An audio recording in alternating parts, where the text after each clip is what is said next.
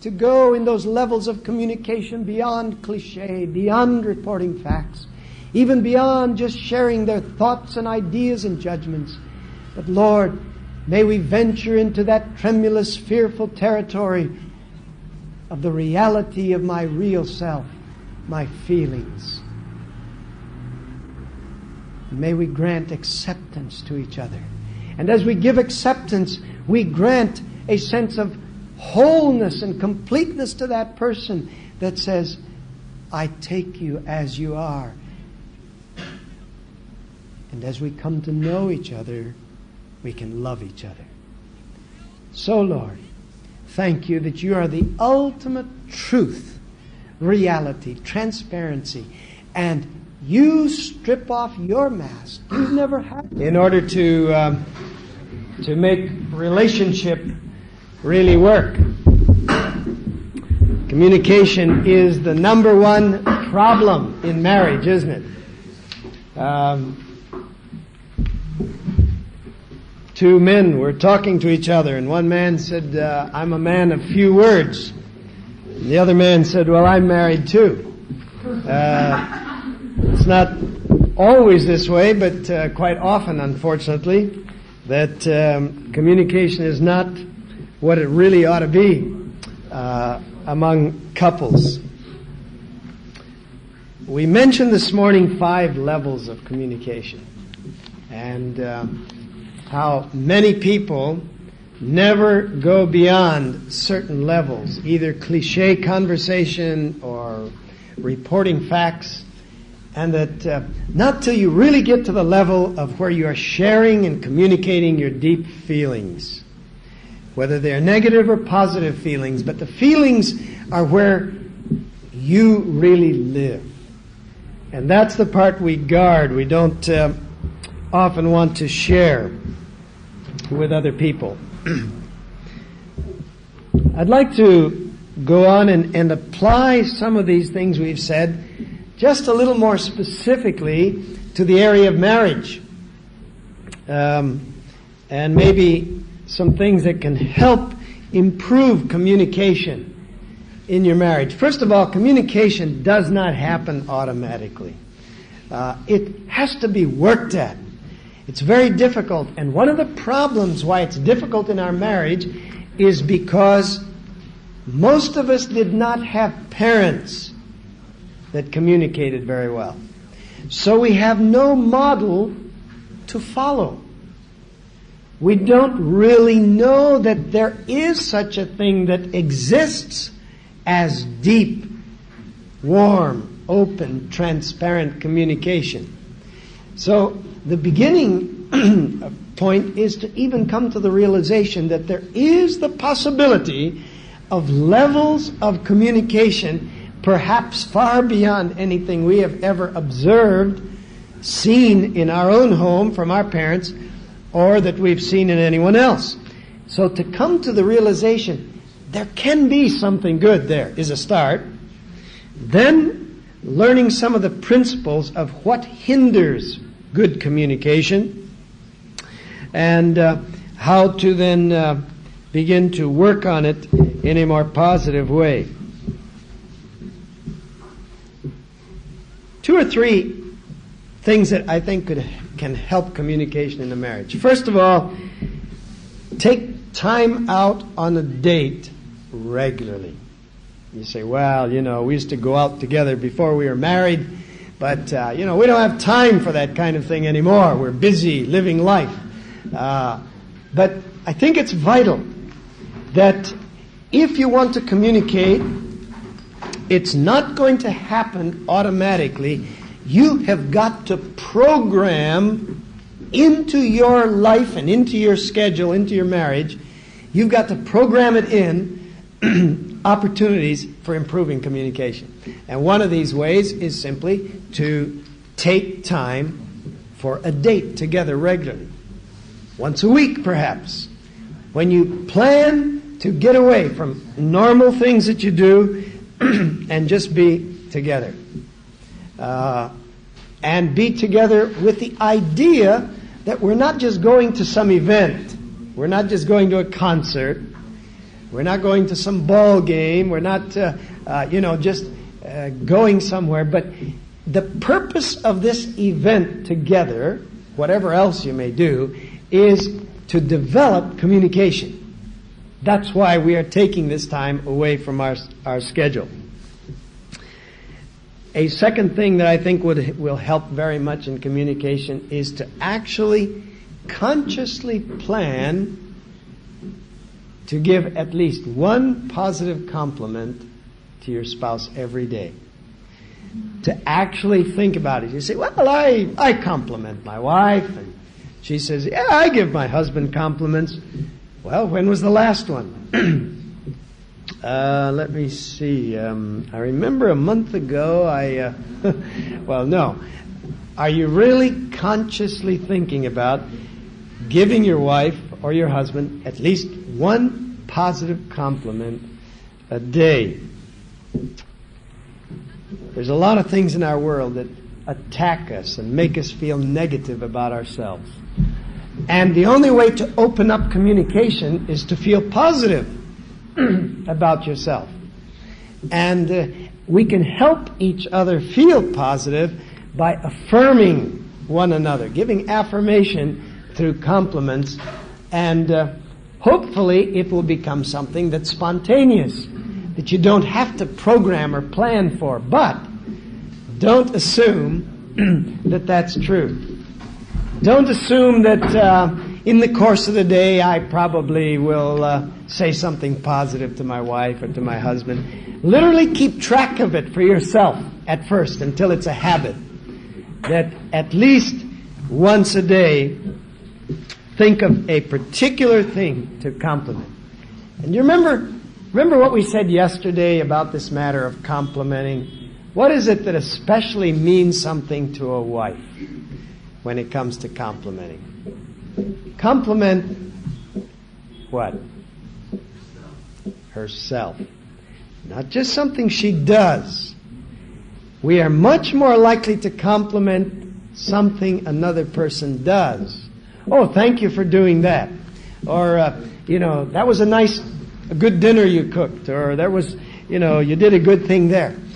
But as good as that is, and that is good, and we need to do that, what really makes a wife feel special is when you compliment her.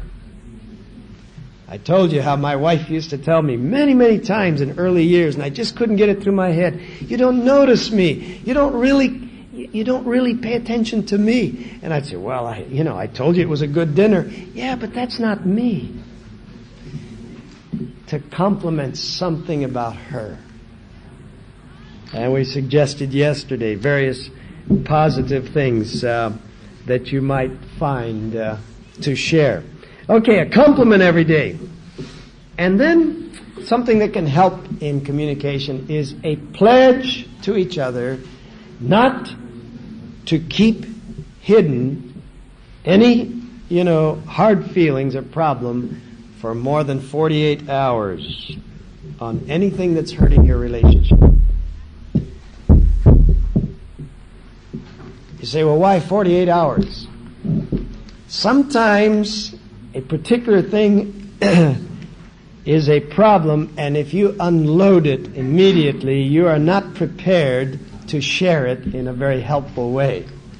It's bothering you, and it's bothering you so much that if you communicate it now in the state of mind you're in, you're going to open a bigger wound, and it's going to cause a rupture in communication rather than help it.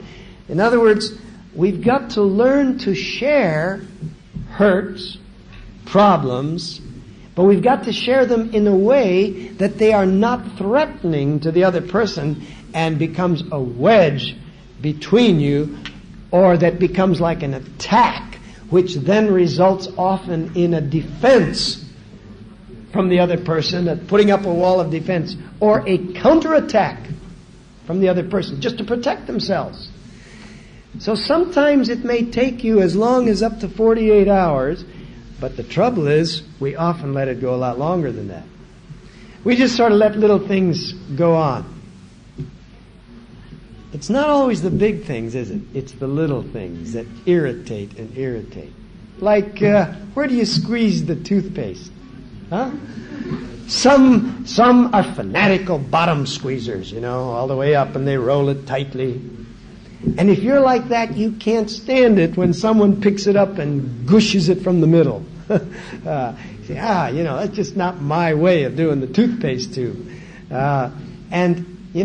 Well, at first you say, well, that does irritate me, but it's too small. I'm not going to say anything about it. After all, I'm a Christian. I'm very charitable. I'm this loving husband. And so you just sort of bury it, push it down. Trouble is, the next morning, you've just nicely squeezed it up, and it's all nice again. And there it is, flattened again. Oh, no. But I'm a good Christian, and I'm loving, and after all, there's a lot more important things in life than toothpaste tubes and how they're squeezed. So I'm not going to say anything about that.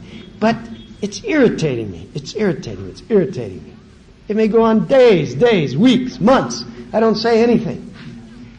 But don't think it isn't there, because any problem you don't resolve stays there and it grows. And that's the problem with repressing problems. When you repress, hold down, don't admit it, pretend it doesn't bother you, it stays there, and it will always eventually come out. And when it comes out, look out.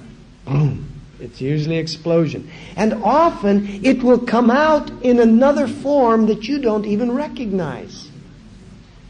It may not even be about the toothpaste tube, but that and a dozen other little things that you haven't shared openly with each other are down there gnawing away at your craw, and suddenly you can't take it anymore. One thing is the last straw, and boom, and then out it comes. And as you are exploding, you're unloading all these different things. Yeah, and by the way, you're always squeezing that toothpaste tube in the middle, and I can't stand it.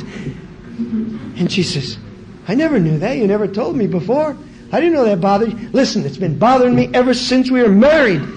Well, why didn't you tell me? Well, I just thought it was too small. And I thought someday you'd probably change when you see me rolling it from the bottom. So, it's often little things like this.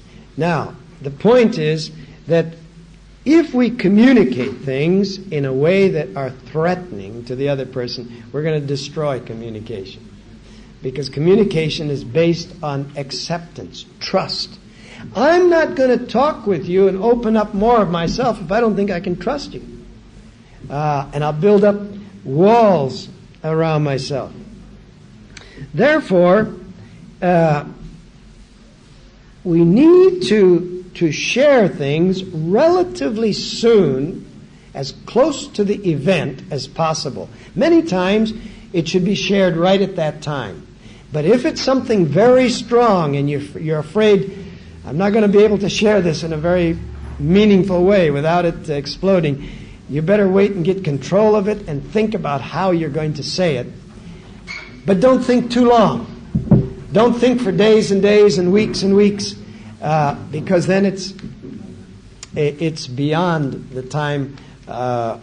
It's better then than not at all, but it's much better to learn to keep short accounts, keep things up to date.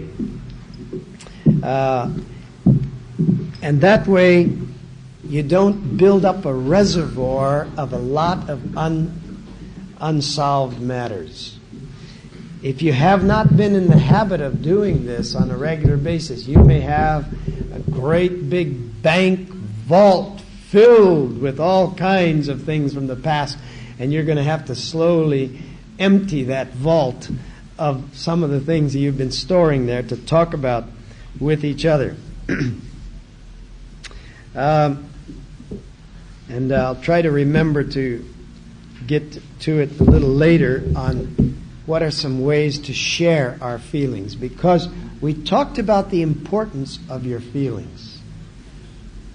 But if you express your feelings in a wrong way, it can do more damage than good. And then the very goal you are trying to achieve of closeness, intimacy, more exposure of feelings, just the opposite will happen, because you'll feel attacked.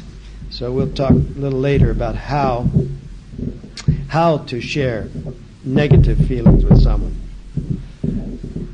What are some secrets to openness? Our goal is to be open with each other, isn't it? Because openness leads to oneness. And oneness is the goal of marriage. Because oneness, which is the goal, helps to reach the purpose of marriage, which is relationship and meeting the need of loneliness, intimacy, and so on. First thing in terms of secret to openness, and this is a hard one. This is one you really need God's help in. I've got to be able to admit that I'm wrong. And some people just can't do that. To admit that they're wrong. To apologize. To literally be able to say with their mouth, I was wrong. I'm sorry. And to actually ask for forgiveness. Will you forgive me? Now, that's an important part, because just simply saying I was wrong, that's good, that's part of it. But it hasn't totally cleared the air, because you don't know whether the other person accepts that or not. They may still be angry. They may be bitter. And it sort of puts them on the spot, but it's a necessary spot to put them on, to ask, will you forgive me? And there's where honesty has to come in on their part, because if they're not really ready to forgive you, they ought to be honest to say that, you know. I don't know. I can't feel like I can forgive you just yet. Sometimes that's true. They need to get the victory in their own life. They shouldn't say, yeah, I forgive you, if they really don't.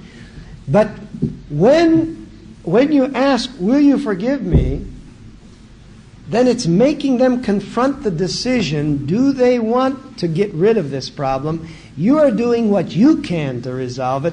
You're admitting your culpability, your wrongness in it. You're saying, I know, I blew that, I'm sorry.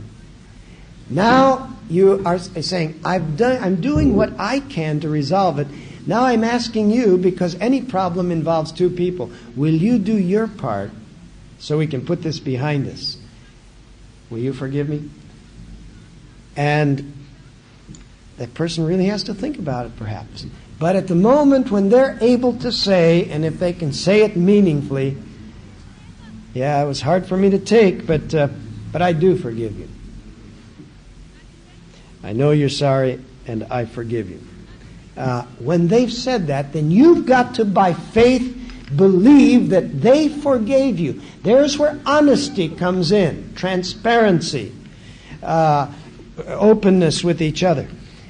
Because often we go away saying, yeah, she said she forgave me, but I don't know. I think she's still thinking about it. And if you are suspicious of her that she really hasn't forgiven you, you're going to act in a guilt-ridden way. You never got rid of it. You said, I'm sorry, will you forgive me? But now you're still carrying the guilt, because you're saying, I don't think she really forgives me, and you're carrying it around. And you're going to be suspicious of her. You're not going to be open and honest. And here's the importance of that honesty. If she says she forgave me, then I've got to believe it, whether it seems like it or not, and I've got to act as if she really did forgive me. If she didn't, then she's going to have to prove it to me later that she didn't forgive me. But I can't go around being suspicious or doubting, because that's just going to increase my guilt. I still carry that around. I've got to put it out of my mind. It's finished. So to be able to admit that I'm wrong, to apologize, that is the big one so many times. Another step to the secret of openness in communicating with each other is doing some inner research. Inner research.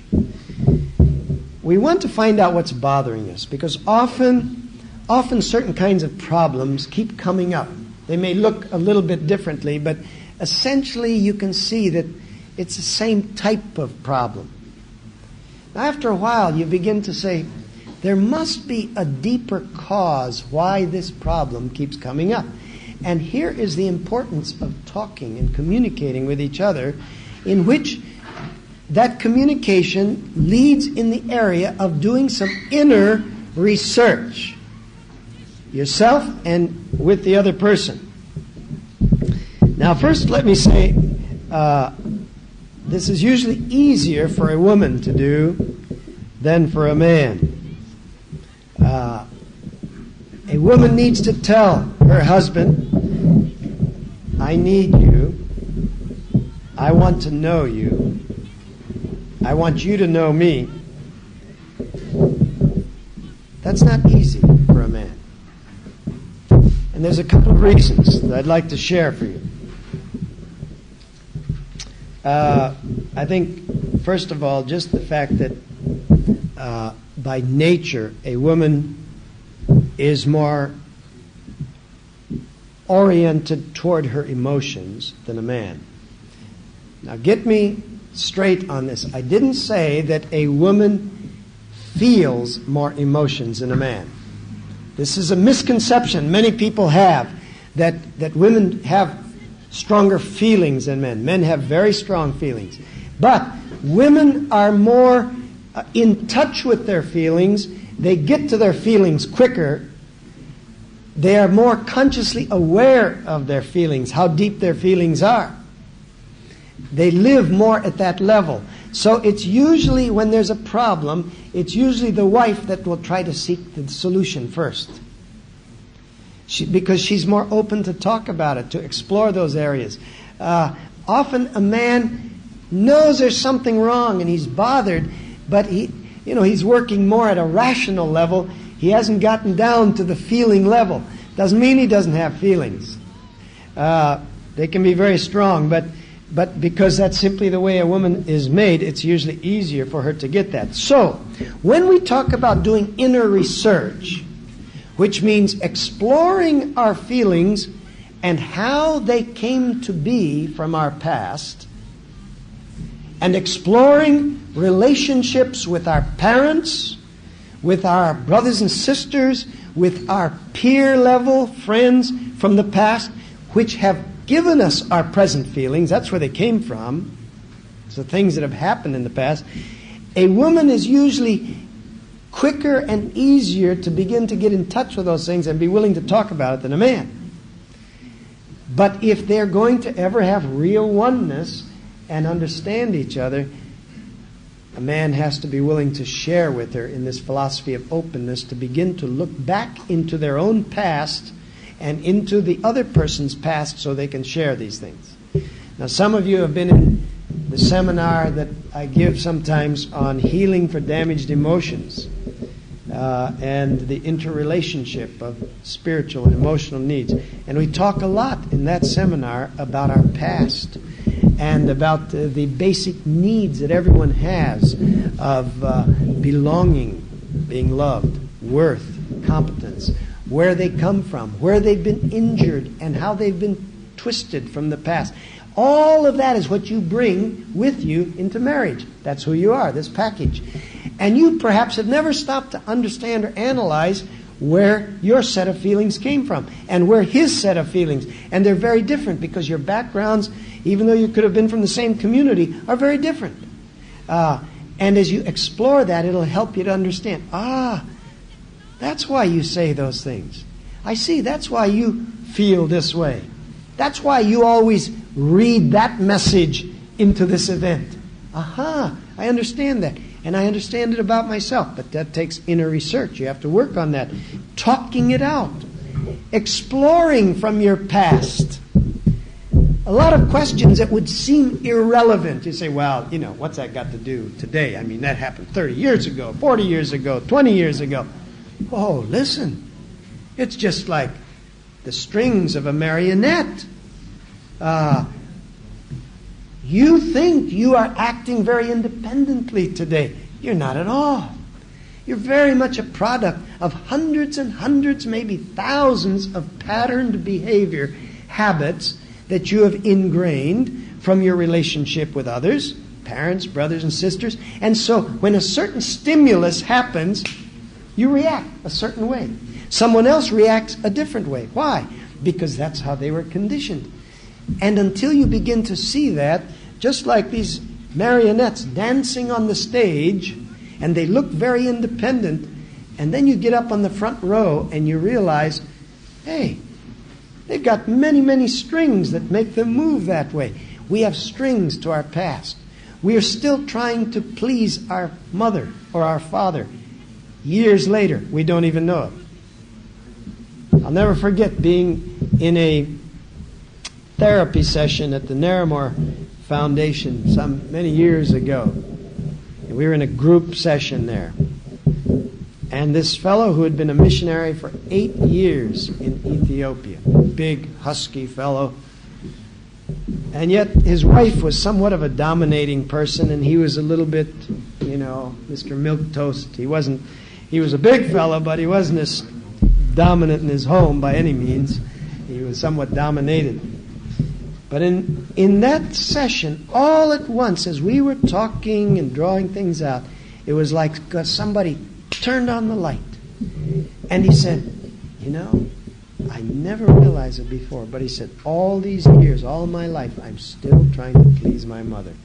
He said, here I am in Ethiopia, 10,000 miles away from my mother, back in Arizona. A veteran of 8 years as a missionary.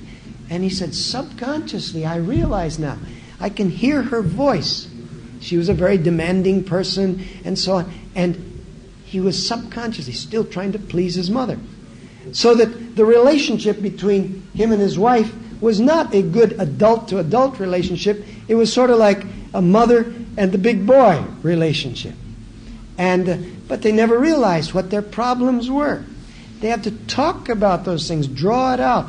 And fortunately, his wife, who was in another therapy session, she began to see some things from her past, and they began to work it out and got a much better relationship. Now, one reason why it's harder for a man, we mentioned, is because a woman is more oriented toward emotions, to be aware of them and to talk about them and so on. But the second reason why it's easier is culturally and environmentally conditioned. See if this isn't true. When a boy and a girl are growing up, they're very young. If suppose a little mouse runs across the floor, and the little girl squeals like this, and we say, "Oh, isn't she cute? Oh, she's afraid of a mouse." We kind of laugh about it. If the little boy somehow sees that mouse and he's afraid, what do we do? Do we say, "Oh, isn't he cute?" Oh, no. We say, "Oh, come on. You're a boy. You're a big man. Men aren't afraid of mice. Come on, go up there and touch him." Now let me ask you something. What does that boy quickly learn? If I'm going to make it in this world, I have to camouflage my feelings. It doesn't make him any less afraid of the mouse, believe me. But he learns one thing: you act macho. You may be scared to death inside, just about ready to faint, but you pretend like, doesn't bother me any, because to do otherwise means that you're not accepted in society.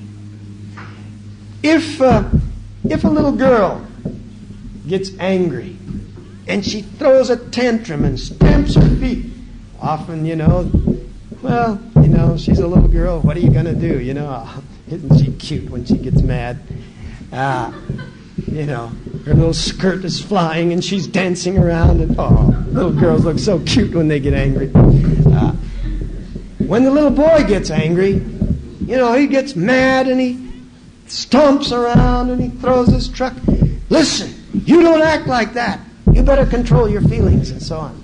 What he learns very quickly doesn't make him any less angry. He hasn't learned to cope with the problem. He's not resolving it, but he's learning to mask it. Don't show your anger. And on it goes. Now, the point is, suppose the little boy falls down, little girl falls down, skins her knee. Oh, she gets up crying. We pick her up and rub it off and say, oh, poor little thing. We don't mind her tears too much. Dry them. Often a little boy falls down, skins his knee. Oh, it hurts. And we say, oh, come on, rub it off. You're a man. Men don't cry, And does it make it hurt any less? Oh, no, it still hurts. He'd like to say, hey, why don't you fall down, skin your knee, see how it hurts, But it's easy for us to tell him, come on, man, it doesn't hurt, So what does he learn? He learns, don't ever show that it hurts. In many ways, we are giving him a message that says, men don't show their feelings, whatever it is. Whether it's fear, whether it's anger, whether it's guilt, whether it's pain, you don't show it. You tough it through. Now, we're not talking about somebody who just wears their feelings on their sleeves, every little thing just crumbles. But we're talking about being realistic about what's really happening inside. Because those men are hurting just as much. They have pain, they have anger, they have fear, they have these things. Now, you train a child like that, and one day he goes and stands next to this lovely young lady in front of the preacher, and they exchange rings, and they get married, and they go happily off into the sunset, And you think that all of a sudden he's going to be very open and communicative with her? And he's going to share at the deep inner feeling level? No way. He has learned you mask your feelings. That's how you get by in life. So that he's going to have to unlearn a lot of things that have been culturally and environmentally conditioned into him. Those are some of the reasons why this commitment to inner research, kind of digging into, who I really am. What feelings do I have? Where did they come from? How was I treated as a child? Therefore, why do I react the ways I do? It's going to be tougher for a man, usually. And a wife has to understand that sometimes she's much more ready to move quicker in this area of openness than her husband, and that she's got to be patient with him.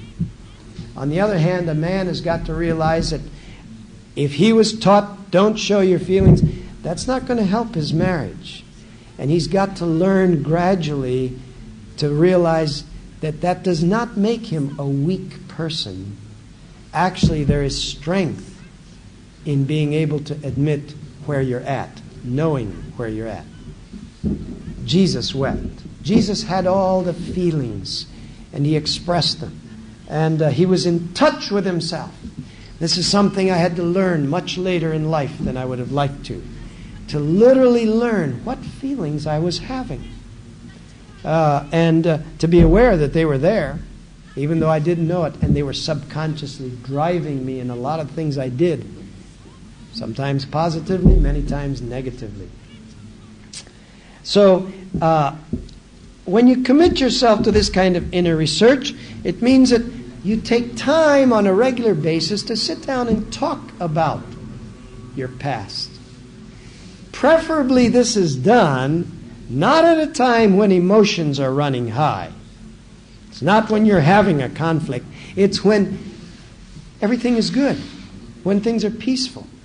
Those are the times to explore, because when you explore into your past, you're going to uncover some things that are very painful. We all have hurts from our past. Some people have a lot of hurts, and they're buried deep. And the time to bring those hurts up and look at them is when you are both calm and resolved, able to work at it, because it may get to a threatening level where you can't talk about it anymore. You have to let it go for a little while and come back to it again another time. But if you try to bring up the past in times when you're already in some kind of an emotional argument or hard feelings, you'll find that you will not look at your past in an objective, honest way. You'll be defensive. Well, okay, so my father did that to me. So what? All right, so my mother used to do that. I don't think that has any effect on me now. Why do I say that? I'm being defensive. Because maybe what happened to with my mother and me, my father and me, maybe has a very big effect now. But when I'm already upset, I can't look at it objectively and get some help from it. I'm too much already threatened by this problem I'm in, so I'm going to put up walls, you see. So the time to talk about those things, but you have to plan to do it. Because when everything's going good, you don't think you need to talk about it. That's why. When things are good and, you're not upset about any problem, you think, well, let's leave that subject. We don't really want to talk about that now.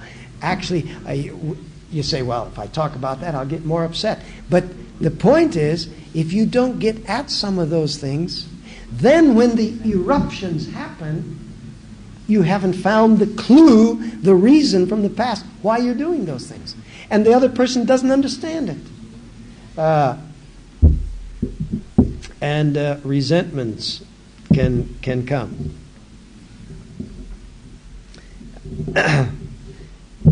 Spending a few minutes together each day sharing what your inner feelings are. I challenge you to do this as a couple. It's great if you can do it all the time, but set, say, the next 2 weeks to do this. Take 10 minutes every day, a planned time when you sit down and where you will not focus on any objective things or activities, but only on your feelings. And the feelings that you are having now, today, what you have just had. For example, at the end of the day, you may sit down for about 10 minutes, and first you give the choice, the opportunity for the one person to say, how did you feel today? Were there any times when you felt hurt by me? Were there any times when you got angry at me? Were there times when you were afraid of me? Were there times, how did you feel about maybe some incident happened at the mealtime? Or somebody said something to you in the hall? What were your feelings today? Now, if you're not in the habit of thinking of your feelings, you may just sit there like, duh, I don't know. I didn't even know I had any feelings today. Because we often operate just like robots.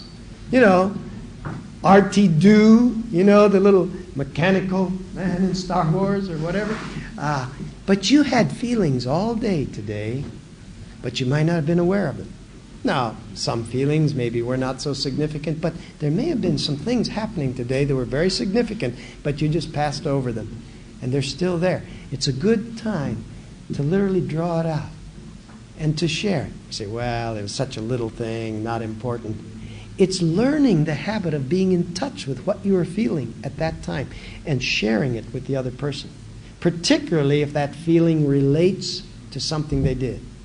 Now, here's one of the rules. When you play a game, you have to define the rules. You have a referee that blows a whistle to keep the rules going. And one of the rules of this game of sharing your feelings is that the person talking, sharing the feelings, has to have perfect freedom to say whatever they want, and they get no answer back from the other person. Suppose the wife says, I got to admit it, this morning when you ran out of the room and rushed off to breakfast, I was a little hurt. I kind of thought you'd give me a kiss and just notice me a little, and you haven't looked at me all day today. It's no big thing, I guess, but I guess I do feel a little lost. And you know what the tendency is? Yeah, but, the bell was ringing and everybody was hurrying down there, and, how do you expect me to take time? See, I'm justifying myself. And the minute I justify myself, that other person says, you see, they really don't want to listen to me. They don't care how I feel. All they want to do is protect themselves. And what does that make the person feel like? They're rejected. You really are rejecting me. So why should I tell you how I feel? You don't want to hear it anyhow. And so, the barrier comes up. The wall is there again. And the hardest thing, remember when we talked about listening this morning? Can you listen with your mouth shut? Man, I have a hard time with that. But only as you do that. Sit there and hear it. Now, if you find that what that other person is saying is really threatening to you, you can hardly listen to it, you're feeling like you're being attacked, even though they may not be attacking you as such, but you feel like it's just pushing you down like you're nothing, then that tells you something. It tells you that you're suffering from an awful lot of inferiority and a lot of insecurity. And that thing they're saying shouldn't be knocking you that hard. Now, certain things, maybe you don't like to hear them, but it should not be threatening to where it's destructive to you that you got to hit back. Because as I develop a sense of self-assurance that God accepts me and that I accept myself, then I can listen to you even say things of where maybe I have hurt you today without having to defend myself. And until I'm able to do that, to listen to that, I won't really know what you're feeling, what the cry of your heart is. And then the other person has to give this one the chance. And he's got to start sharing his feelings. What did you feel today? Not a month ago, not a year ago, but just, now. Try to keep it current. Learning to deal with it. It'll train you, first of all, to be conscious of your feelings. And only as you're conscious of them will you begin to understand your feelings and get the pattern, and that'll show you, what's in your life and what areas need to be improved. And then it's up to you whether you want to start changing them or not. And if you say, nope, that's me, I'm not going to change, that's your right, that's your privilege. But remember, at that point, you're blocking any further hope of communication and any further hope of oneness, which is our goal, isn't it? So, sharing, taking time to actually share feelings with each other. Another thing that can be helpful along that same line is to read and share some books on these subjects of self-help. Some possible subjects, titles are popular a few years ago. You may not agree with everything in it, but there's some helpful things in it. I'm okay, you're okay. Some writings by Dr. Paul Tournier. Anything Dr. Paul Tournier has written. Soup stuff. Great. Psychiatrist, really provoked to think. And he has excellent things. He has a book, I don't have it here, but it's called it's called To Understand Each Other. Just a little book. I used to give one to every couple that I married because that was so good, just a gift to them. A book that can be helpful along that line, this one is right out on the book table here. The Art of Understanding Your Mate. And there's another one, The Art of Understanding Yourself. The first one, and this is The Art of Understanding Your Mate.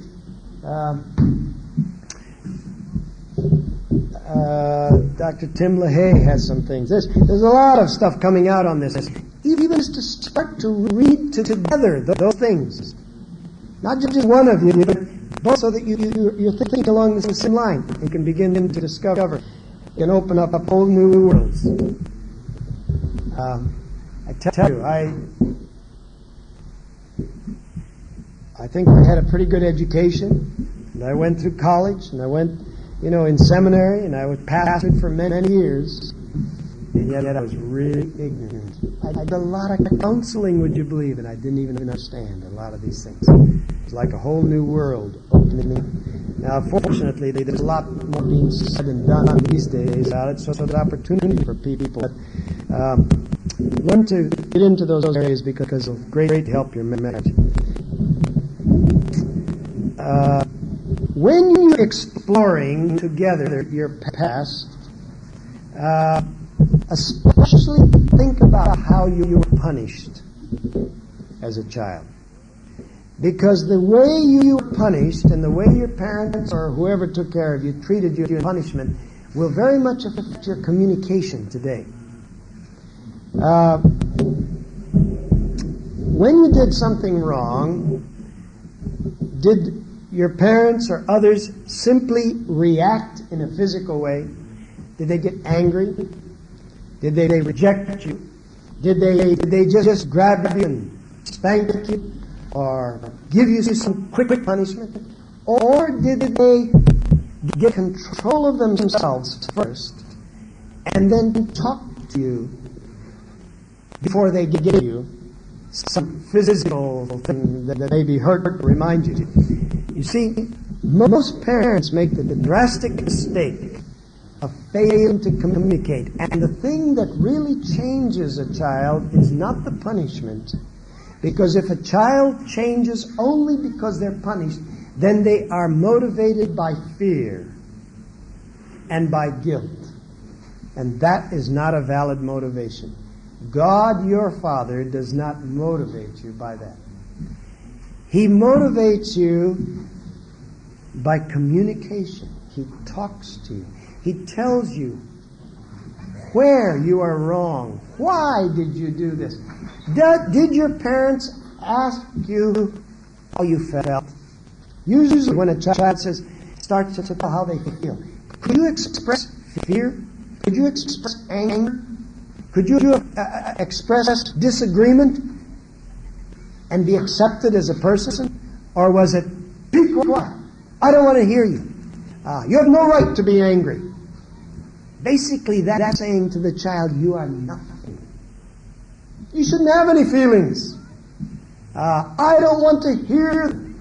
You're just a little child, which says, I'm nothing. So the child grows up, and so how you were punished, whether there was opportunity for you to say how you felt, doesn't mean your parents have to agree with you.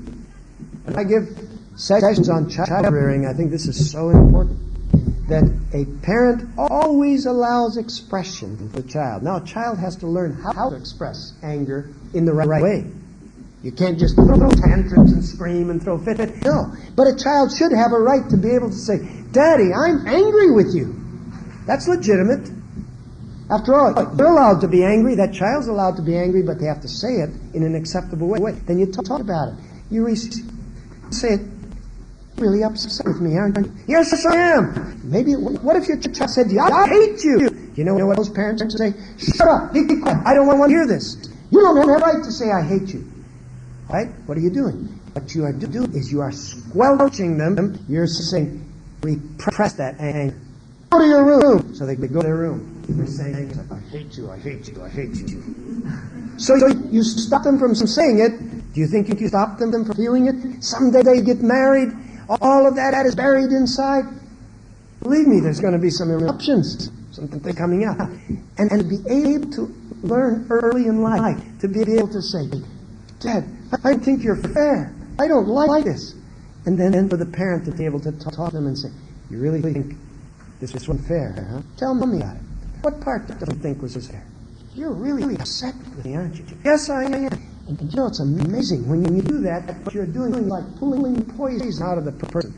It's like a snake that has put poison into a person. When you give them the chance to talk about it and express it, you're taking a lot of sting out. And now, even though you may have to say to the child, you're wrong, I still have to spank you because I want you to remember it. But you know what? That child will grow up not rebellious, but he will appreciate and say, sometimes I got some hard spankings, but they treated me like a person. They appreciated. They let me express myself. And when they get married later, they're going to be able to express it to each other. They'll be able to learn how to say they're angry with the other person without being destructive. Or keeping it inside and just going around moping, or taking anger out in little ways, or biting sarcasm, some humor that just cuts the other person down. That's how the anger comes out a lot of times. So as you are talking together about your past, find out how you were treated in punishment. And I'm not going to make the mistake today I did yesterday to keep you over the coffee time. We've got 2 minutes. Let's see. If we can go over something real quickly here. I think it's very important to realize that we've got to have self-control in this matter of communication. In other words, don't retaliate immediately to an attack that's made on you. Maybe the other person is upset and they really attack you. And the tendency is to suddenly put up the barrier and attack back. But stop before you say anything and think about this. Could it be that they've had a really bad day? Maybe the kids have been unusually hard. Maybe something went wrong at the office. What they're saying to me, they may not mean exactly what they're saying. Don't hit back immediately. It may hurt what you're hearing them say, but try to be quiet. Listen, let them cool down, because a little later, as you let them talk, you may discover that the real thing that's bothering them is not what they just attacked you for, is something totally different. And if you get hung up arguing about the thing they just attacked you on, you're not even hitting the problem. You've missed it that they are upset already, and this thing just triggered it. Therefore, if you can control yourself and not act, not react to the action, give time, but talk with them a little bit, you'll find that maybe you'll get the root of the problem. And once they feel understood, oh, you had a rough day, didn't you? Those kids, tell me about it. What do the kids do? Oh, this. I see. Boy, that can really make you feel lousy. I understand why you're upset. And when a person feels understood, it's amazing how then oneness happens. You're communicating heart to heart. A quiet empathy takes place. You feel, identify with the person. Now, guard against overreaction. For example, sometimes we try to sympathize too much, or we get preachy with the person. We say, oh, well, it's a good thing it wasn't worse than that. Or don't worry, something good will come out of it. They don't need a lecture. They don't want a sermon. Actually, you say, we're trying to help them. I'm trying to show them it wasn't so bad. I'm trying to encourage them. But maybe you do more damage than good. A lot of times what people really want, especially in the marriage, is just they know that you feel with them, that you identify. I see how you feel. And one thing you'll discover is when a person comes with a problem and they're all upset about something, our tendency is to try to find a solution immediately, especially a man. A man is more problem-solving oriented, And so when the wife comes and she's almost in tears and she's saying this, and immediately he's saying, oh, come on, it's not that bad. You have to do this. And this is the point. I know, I've missed it 100 times, 1,000 times. She's not looking for a solution from her husband. She's looking for understanding. Because when you say, now look, it's not that bad, here, you can do this and that. You know what you're saying? Well, your problem's kind of simple, really. Anybody could find an answer to it. Why didn't you see it before? We can get over it very easy. And it's saying, I'm not really that important. That's what she needs. Now, very quickly, just in concluding, there's so many other things we could share, I guess, but let me just share some differences between a man and a woman, and these are very important when it comes to communicating. First of all, a man is idea-centered, a woman is people-centered. And if you doubt that, you just look where there's a group of men standing together talking, and come up real close and listen to what they're talking about. And guess what they'll be talking about?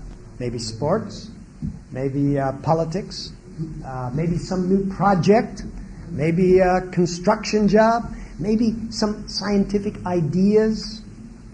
It will have to do with ideas, projects, things, you know. And over here's a group of girls talking. So you sneak up, you listen. What are they talking about? Oh, did you know that Susie's going to have a baby? And did you see what Joan is wearing? And I heard a bit about Tom. People. Women are talking about people. I didn't say they were gossiping. I just said that they were talking about people. Why? God made us that way, to balance each other. Now, this can be a communication problem and they don't realize it. Because the wife can babble on and on about people, and I don't want to hear about this one anymore, or that one. Who cares what Susie for? And the husband is telling her excitedly about this and that, and the wife, who cares about those ideas? They're way up somewhere. Get them to where we're living now, no? So the point is that men and women are different, and you need to know that. God made us that way because we need the balance of both. People-oriented, idea or thing-oriented. Another basic difference is in the form of thinking. Women think mostly in detail. Men think in generalities. This is why when a woman is telling about something, she excitedly is telling her husband about all that happened today, and she tells every little detail. Exactly when they got in the car, and when they got out, and this one took their hat, and then they forgot the purse, and this and this. And he's saying, come on, get on the story. Let me hear the whole, the rest of it. He's bored with the details. And so pretty soon, he's reading the paper, and she's talking on and on. And what does that make her feel like? Alone. She's getting lonely. She doesn't want to listen to me. So you know what she does? In her loneliness, in her desperation to get it, she goes into more details. And when it doesn't work, she's defeated. She's discouraged. Women are detail-oriented. Men speak in generalities. They give big ideas. They jump from here to there. And the wife is saying, you have to fill in the gaps there. And it takes a balance of both. And this one here is perhaps one of the most important, realizing the differences in communication. That is, the very function, the purpose of speech, why we talk, is different for a man than for a woman. A man generally talks to essentially give some information. He tells somebody something, some facts. That's the basic purpose of why men usually talk. Women use speech as a form of expressing feelings. When they talk, they may give some information, but they're not always so worried whether it's absolutely accurate or not. That's not what's important. Because what they're expressing is how they feel. For example, here's a husband and wife. They had some experience. They went on holiday last summer. So now they are having dinner with some family, and they're remembering some things. And the wife is all excitedly telling about this experience when they went from this place to the other. And she says, on that day, we got up and we drove 100 miles over to that city. And the husband breaks in and says, no, it was not 100 miles. It was 98 miles. Okay, 98 miles. And we got into that red car. It was not red. It was a blue car. Okay, blue car. To her, what difference whether it's a red car or a blue car? Who cares whether it was 98 or 100 miles? The important thing is she's telling that story to once again relive that experience. She felt it. It was so good, and she wants to share it. Or it was so painful, or it was a sad thing, and she's reliving it. That's why she tells the same thing. And her husband says, you've told that story 100 times. Okay, it's not that she's telling it to give him more information. She knows that he knows that story by heart. But she's getting in touch with her feelings again. That's the very purpose of communication. And unless the husband understands that, it's going to cause real problems in their communication. And the husband, of course, he's so factual. It's got to be accurate. Get it straight, and so on. And the wife is saying, "Oh, good gravy. Who cares about that?" If she didn't understand that to him, telling something is not so much getting in touch with his feelings, it's communicating things. She's going to be turned up and upset and hurt with him. So I think it's important to recognize the differences in speech. Another difference, a conflict between their focus of interest. A man's focus of interest is generally his profession, his job. A woman's focus of attention is essentially her home. And this causes real hurts. Now, a wife had to understand that God made her husband to be the provider of the family, so he is going to feel a little differently than she. And so he's going to give a lot of attention to his work. Now, what he has to realize is that he has to be careful. He does not give all his attention in there, and that the work has priority over everything else. He's got balance. But there is that difference. Whereas the wife is going to think more of the home. And if the husband acts like home is not important, who cares what color you put on the wall? To her, it's important. And when he comes home, she say, "Honey, look at this new rug. I just think it's perfect. It just matches the curtains, and look at this." And, yeah, great, wonderful. He wipes his feet on it and moves on. She's going, "Him, a rug is to be used. Never mind whether it's purple or red or green and fits the color of the room. It's utilitarian. It's a purposeful object." And he has to recognize that if he treats her like that, she's going to be hurt. And there's going to be a wedge between. And he's got to learn that rug. Maybe it doesn't matter to him, but it does to her. He's got to begin to show understanding and an appreciation of the home. Because as I said yesterday, the home to the man, although he likes it cozy and warm and all of this, but he has his job and his home. But to the wife, the home is the extension of her being. And when you show no interest in the home, she's hurt because she's essentially feeling that you show no interest in me.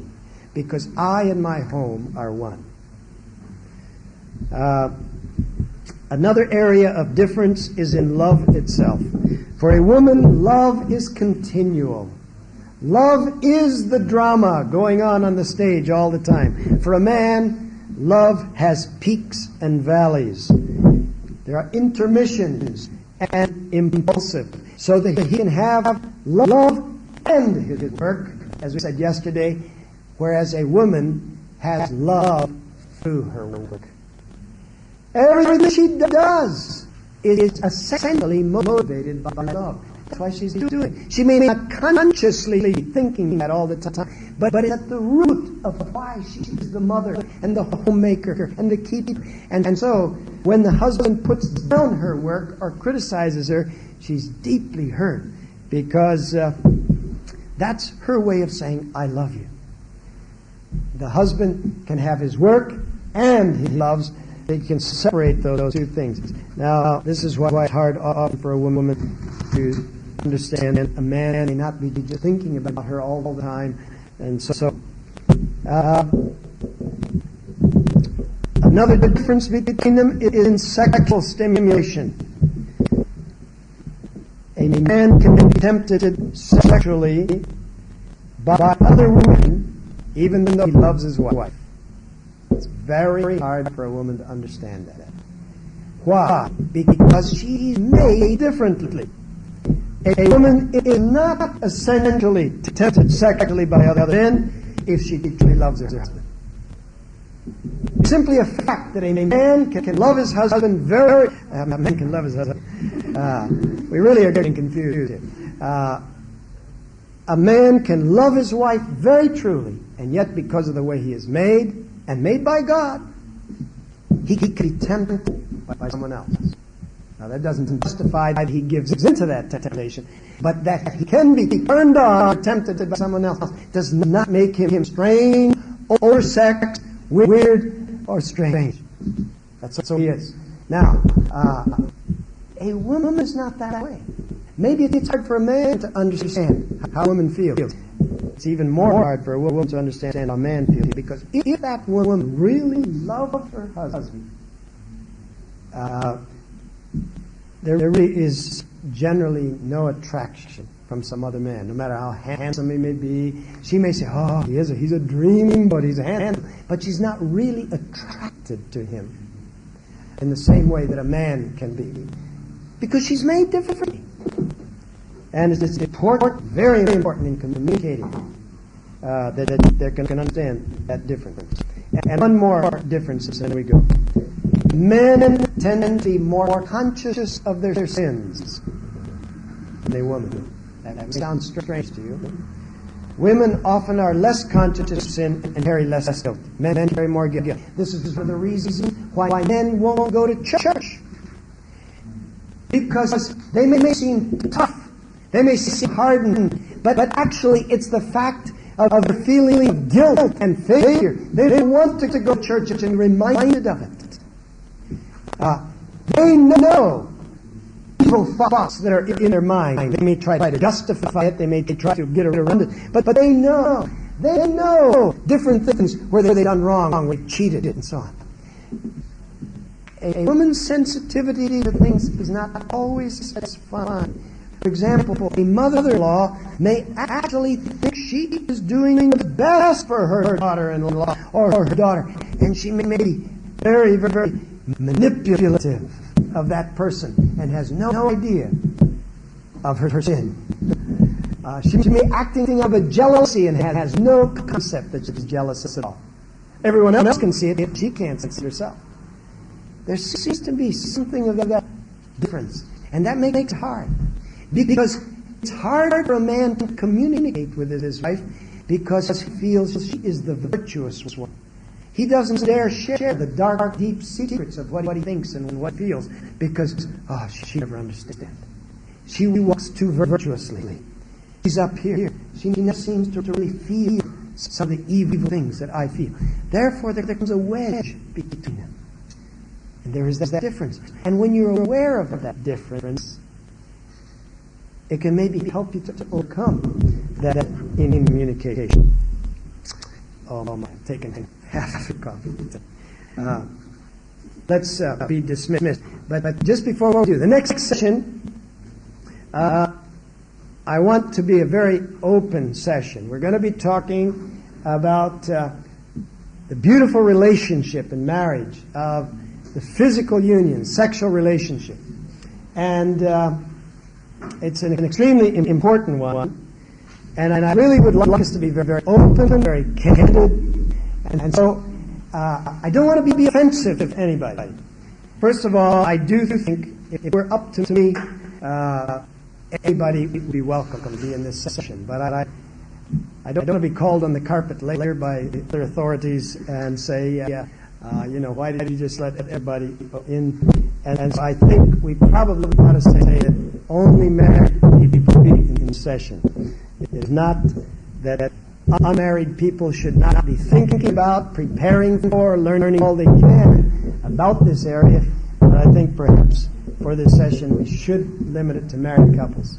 Second thing I'd like to say is, because I do want to be very forthright, very open and honest, and yet I don't want to offend anyone, different people have different ideas of what should be said in public and what shouldn't be.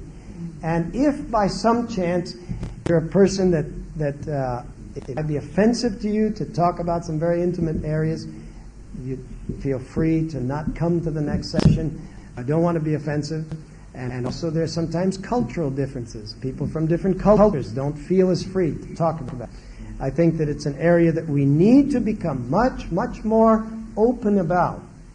But I just want to say that so that someone doesn't come into the next session and feel uncomfortable or feel like, this isn't right, I don't want to upset anyone. I just say that we've had sessions like this in other places very profitably. Occasionally there'll be a person when they know it's going to be that kind of a thing, they don't come to it, and that's all right.